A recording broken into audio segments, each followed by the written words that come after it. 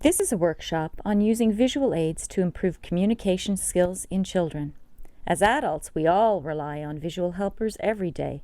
We use calendars, day timers, traffic signs, grocery lists, maps, and so on. They allow us to plan, organize, and most of all, to be independent. Visuals are equally important to children because they are just beginning to learn how things work in the world. So how do visual supports make it easier for a child to understand and communicate? Words disappear right after we say them, but visuals hold time and space. Visuals focus attention and hold it. Visuals allow more time to process information. Visuals assist in remembering.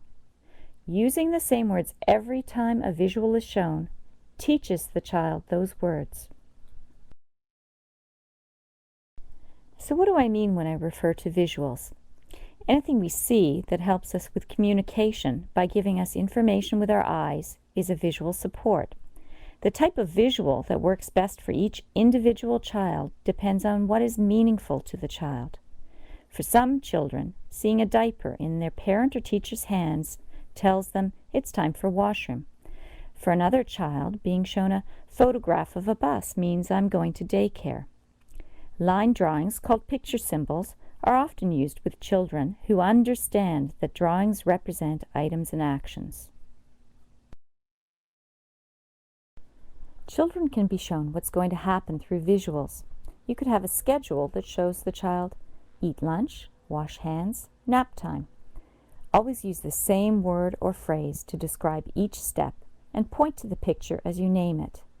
Each picture or object can be removed or turned over when the step is complete. This is really helpful for times when something is different from the regular routine. If the child has difficulty with change, and most children do, objects or pictures on a schedule can be used to explain the change.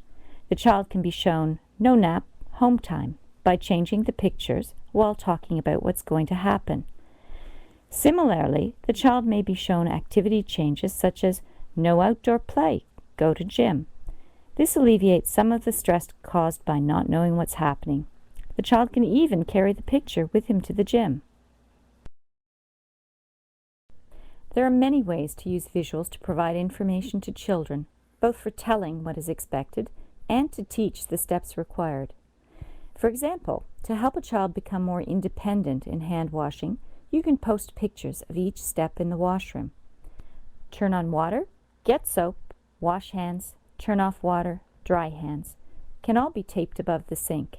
The child will be reminded of each step and can look at the pictures while carrying out the actions.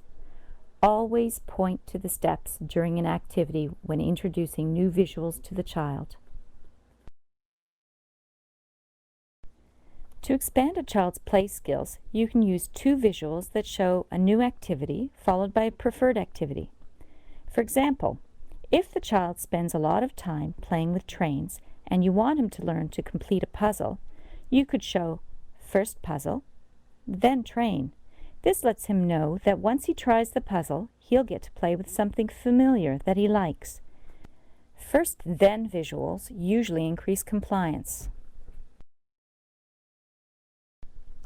How to use toys can be shown visually by having a few steps either in the order they occur, for example, get doll, get bottle, feed doll, or by showing a variety of actions such as roll Play-Doh, squeeze Play-Doh, cut Play-Doh. Demonstrate the actions when first showing the pictures to the child. Stories can be made to help clarify what will happen or what should happen. If you have to take a child grocery shopping, and this is a difficult outing, you can help establish your routine by making a little book to show what you expect to happen. Desired behaviors should be described. An example might be, I walk into the store, I sit in the shopping cart, I keep my hands to myself. Safety can also be reinforced in a story. We go for walks. Charlotte holds the teacher's hand. We always stop at corners. We go with green lights. We stop for red lights. This safety storybook can be reviewed before walks and brought on the walk to refer to as each action occurs. Picture books showing common social situations, combined with giving a child the right words to use, can teach many social skills. For example, pictures can show turn-taking, how to ask a friend to play, and what to do if your friend doesn't want to play. Classroom rules should be posted on the walls where they can be referred to. Post the most important rules, up to a maximum of 6, and be positive. For example, instead of no climbing, we might say, keep feet on floor. Some children may need to see a symbol for no climbing because the rule, keep feet on the floor, may be too abstract. In this case, no climbing can be used where climbing is occurring and post keep feet on floor in the rules area. Picture labels in the classroom assist children in knowing where to find items and where to return them. The labels need to be at the children's eye level, and the name of the object should accompany the drawing or photo of the item. Areas of the room can be labeled this way. For example, book center, block center, and shelves can be labeled with individual toy pictures. I've talked a lot about using visuals to communicate with children. There are also ways to use visuals to help children communicate with you. Many children who are not yet able to use clear spoken words can indicate their choice of food, drinks, or toys by pointing to the objects, photos, or symbols. Instead of guessing what the child would like, you can offer choices, like showing her a piece of cheese and watermelon and asking, "Want cheese or watermelon?" Pictures of toys that are stored out of reach can be posted so that children can request them by pointing. Props or pictures of song choices allow nonverbal children to participate more during circle time. Providing choices gives a child some control over her environment.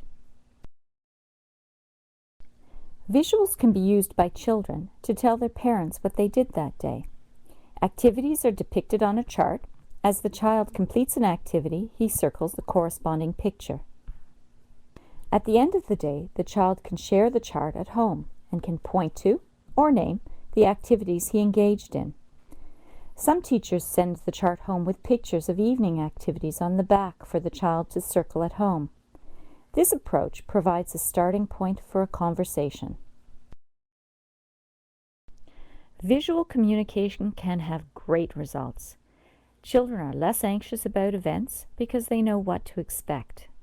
By keeping language consistent and brief, most children will start to use the picture labels.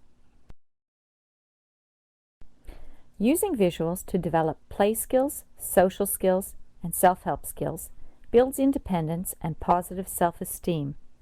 Although it may be time-consuming to find the appropriate pictures, using visual supports in your daily routine makes your life easier and smoother. Thanks for coming by.